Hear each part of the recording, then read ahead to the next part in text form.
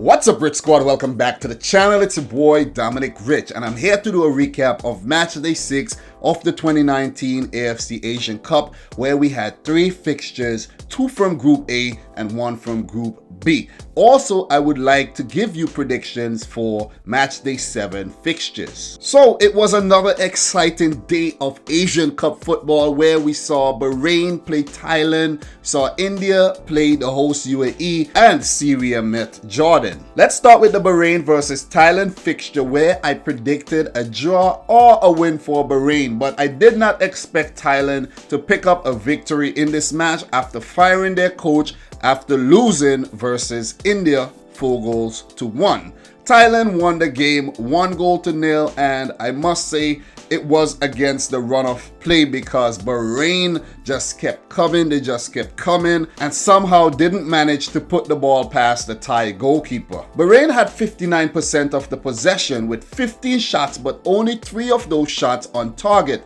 That stat alone tells you how wasteful Bahrain were on the day. I guess you have to give Thailand some credit because they were on the back foot in this game, only had 8 shots on goal with 2 on target, 1 finding the back of the net and the other hitting the post. The only goal of the game was scored by the young Thai superstar Chanatip Sangkrasin in the 58th minute, and he showed the Bahraini attack just how to do it. As I said earlier, this was not a pretty win or a very polished performance by Thailand, but the most important thing is the stat that says 1-0. A big 3 points for Thailand after their embarrassing performance versus India, where they lost 4-1. I bet the interim coach Sirisak Yodiatai must feel that he is the right man for the job after picking up a big 3 points for Thailand. After this win, the War Elephants have definitely put themselves in a really good position to make it to the round of 16. Their final group fixture will be versus the host UAE on Monday the 14th of January. For Bahrain, on the other hand, they will be kicking themselves because they should have taken at least 1 point from this game.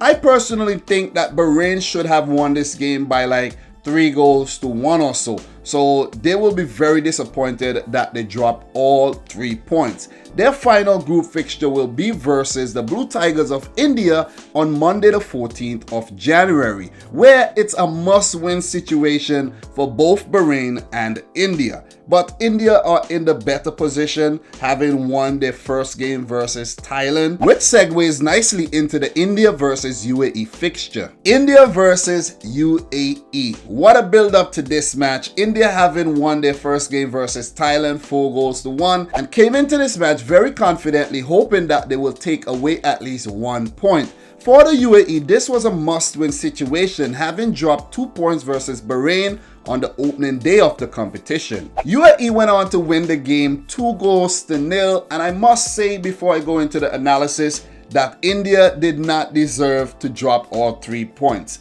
They have themselves to blame because in the first half they had too many chances and squandered them. Sunil Chetri had about 3 chances, Sandesh Ginjan had a chance, Ashik had a chance, Tapa had a chance.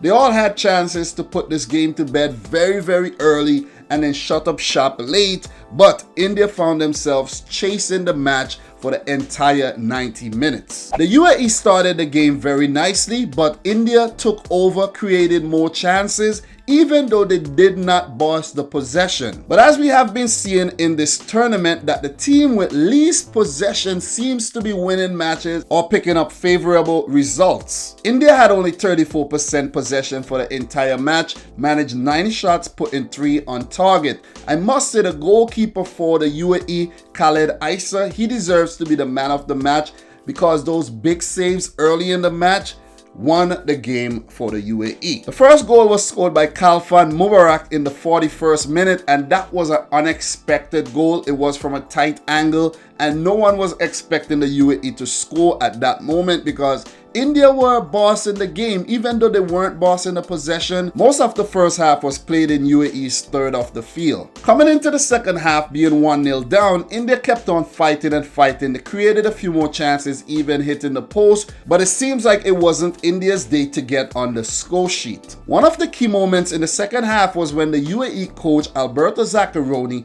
brought on his substitutes Majed Hassan and Mohamed Ahmed. These two guys just bossed the midfield, broke up whatever attack India was trying to put together, and settled the nerves of the other UAE players. Another key player for the UAE who I think deserves a mention is the big defender Ismail Ahmed. The UAE put the game to bed in the 88th minute when Ali Mahmoud scored, I think it was his 48th or 47th international goal, to give the UAE a big 3 points. All in all, India did not play too bad. They deserved at least 1 point from this game, but they were just lacking the end product today. I don't know what it was, after what they did versus Thailand, they just couldn't repeat it today versus the host UAE. I don't know if they're nervous or what it is, or they just see the round of 16 and they get a little too I don't know what it is. I really don't know what it is, but they should have put away those chances. They had quite a few clear chances to score at least 3 goals today. For the host UAE, they spared themselves the embarrassment of bowing out early in this tournament to go on top the table with 4 points. We have India in second, 3 points, Thailand third, 3 points, and Bahrain at the bottom of the group with 1 point. For India, their final group game will be versus Bahrain on Monday, January the 14th, while the host UAE will face Thailand on the same day. So as it stands, I think this group can go any way. It can go anyway. All 4 teams are still in it. The UAE versus Thailand, all the UAE needs to do is pick up a draw. Thailand, they could pick up a draw, go up to 4 points. For India, if they pick up a draw, they will go up to 4 points. So we might see India, Thailand, and the host UAE going through to the round of 16. But I won't condemn Bahrain just as yet. They played very well today versus Thailand, and they picked up a draw versus the UAE. So Group A is heading towards a grand finale. So I'm definitely looking forward for Monday the 14th of January for the final Group A fixtures. And last but not least, the first second round fixture from Group B, where we saw Jordan defeated Syria 2-0. Guys, Syria is a team I'm following during the tournament. Yesterday when I did my prediction for today's games, I did not talk about the Jordan versus Syria fixture. I really got too much into the India versus UAE, prediction, and I don't know what it was. I was tired. I forgot to talk about the game, but it doesn't really matter now because Syria went out there and performed horribly, losing 2-0 to Jordan, who defeated Australia 1-0 on the opening day. So Jordan becomes the first team in the tournament to qualify for the round of 16. Let's give Jordan a round of applause.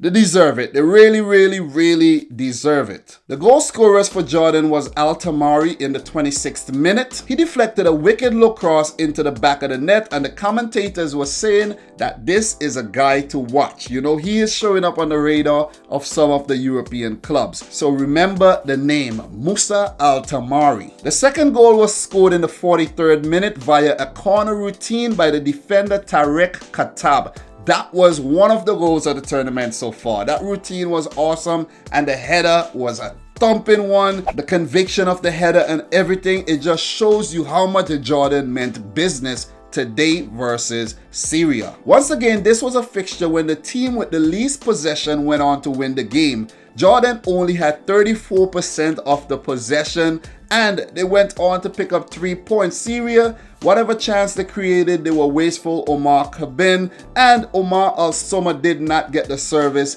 that he needs to put them in the back of the net. And whenever they took the approach to try to just put the ball in the box, the Jordanian defense just dealt with it every single time. But I must say this was another disappointing performance by Syria. After drawing their first match 0-0 versus Palestine, a team I think they should have won against. Right now, Syria should have been on 4 points, but they are now on 1 point. Jordan on top of the group, 6 points, already into the round of 16. They have not yet conceded a goal in the tournament.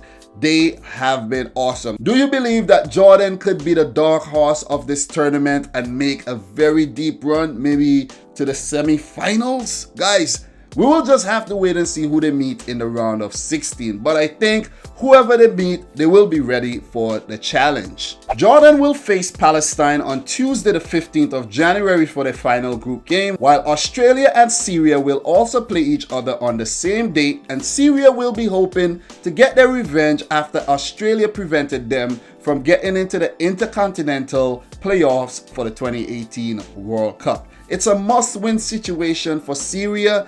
It might be a must-win situation for Australia according to how they perform versus Palestine, who seem to be a very, very gritty team.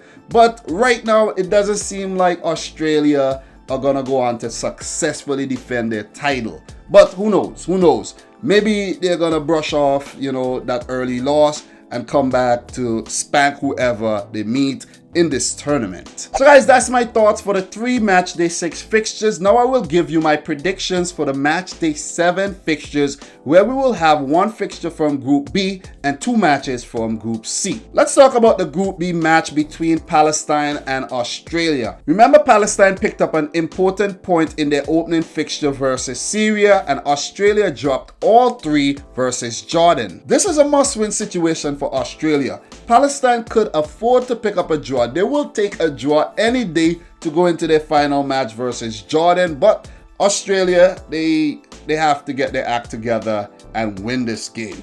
My prediction for this will be, I think Australia will bounce back and pick up a victory. I know the underdogs have been performing very, very well this tournament, but I'm gonna go for the favorites Australia to win this game.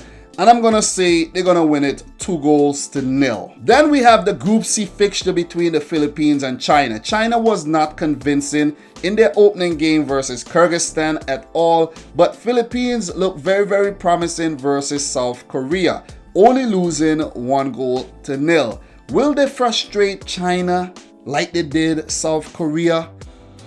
I think they will. I think the Philippines will.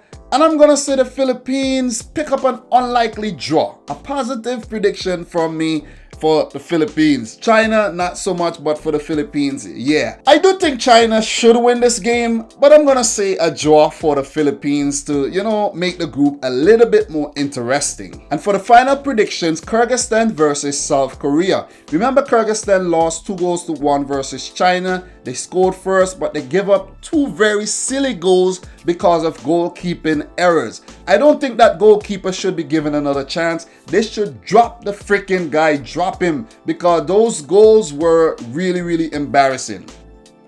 He needs to be punished because it cost the team at least a point. Let's say a point. He made 1 mistake too many in that game. Kyrgyzstan, South Korea.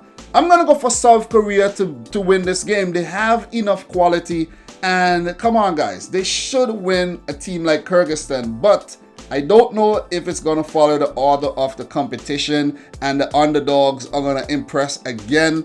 But I'm going to stick to my prediction and say South Korea win this match 3-1. Kyrgyzstan will score again. So guys, that's my roundup of match day 6 and my predictions for match day 7. Let me know if I miss any big talking points in the comment section down below. I feel really, really bad for India though. They deserve to pick up at least 1 point. If you're new around here, consider hitting the subscribe button, share the video with a friend. Don't forget to smash the thumbs up button. And until next time, peace out, Rich Squad.